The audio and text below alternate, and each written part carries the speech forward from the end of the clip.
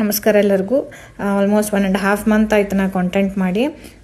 ಇವಾಗ ನನಗೆ ಸ್ವಲ್ಪ ಟೈಮ್ ಸಿಕ್ಕಿದ್ರಿಂದ ನಂದು ಡೆಲಿವರಿ ಎಕ್ಸ್ಪೀರಿಯೆನ್ಸ್ ಹೆಂಗಿತ್ತು ಅಂತ ಹಾಕಿದ್ರಾಯ್ತು ಅಂತ ವಿಡಿಯೋ ಮಾಡಿದೆ. ಸೊ ನಂದು ಹೆಂಗಿತ್ತು ಅಂದರೆ 9th ನಾನು ನಿಮ್ಗೆ ಹೇಳ್ದಂಗೆ ಇಂಡ್ಯೂಸ್ ಮಾಡಿಸ್ಕೊಳಿಕ್ಕೆ ಹೋಗಿದ್ದೆ. ಫೋಲಿಸ್ ಇಂಡ್ಯೂಸ್ ಆಯಿತು night. Then morning misoprostol tablet induction ಇತ್ತು. ನಾ PG2 ಚೂಸ್ ಮಾಡಿರಲಿಲ್ಲ ಜೆಲ್. ಅದಾದಮೇಲೆ ಎಕ್ಸಸೈಸ್ ಮಾಡಿದೆ. ಈ ಟೈಮ್ನೊಳಗೆ ನಾ 4 to 5 ಸೆಂಟಿಮೀಟರ್ ಡೈಲೇಟೆಡ್ ಇದ್ದೆ. So I was doing all exercise, walking, ಆಮೇಲೆ ಜೀರಿಗೆ ನೀರು ಕುಡಿಯೋದು, ಆ ಥರ ಎಲ್ಲ ಮಾಡಿದೆ.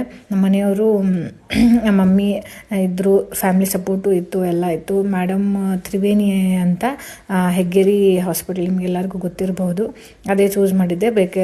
ಯಾರು ಫೀಮೇಲ್ ಗೈನಕಾಲಜಿಸ್ಟ್ ಇಲ್ಲ ಅಂತ ಹೇಳಿಬಿಟ್ಟು. ಆಮೇಲೆ ಇದೆಲ್ಲ ಎಕ್ಸಸೈಸ್ ಮಾಡಿದ್ರೂ ನನಗೆ ಏನಾಯಿತು ಅಂದರೆ at 7 centimetre there was a fetal distress. ಪಾಪುದು ಮಗು ಹಾರ್ಟ್ ಬೀಟ್ ಲೋ ಆಯಿತು.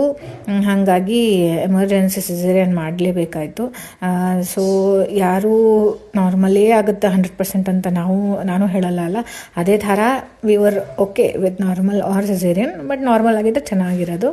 ಸೊ ಬೇಬಿ 3.3 kg ಚೆನ್ನಾಗಿದೆ. ಹೆಣ್ಮಗು ಹುಟ್ಟಿತು November 10th. She is also fine, I am also healthy. So ಯಾರೂ ವರಿ ಮಾಡ್ಕೋಬೇಡಿ. ಆದಷ್ಟು ನಾರ್ಮಲ್ ಡೆಲಿವರಿಗೆ ಪ್ಲ್ಯಾನ್ ಮಾಡಿ. Be confident enough. ಬಟ್ ಮಗು ಇಂಪಾರ್ಟೆಂಟ್, ತಾಯಿ ಮಗು ಹೆಲ್ತ್ ಇಂಪಾರ್ಟೆಂಟ್. ಇದು ನಂದು ಡೆಲಿವರಿ ಎಕ್ಸ್ಪೀರಿಯನ್ಸು. Thank you.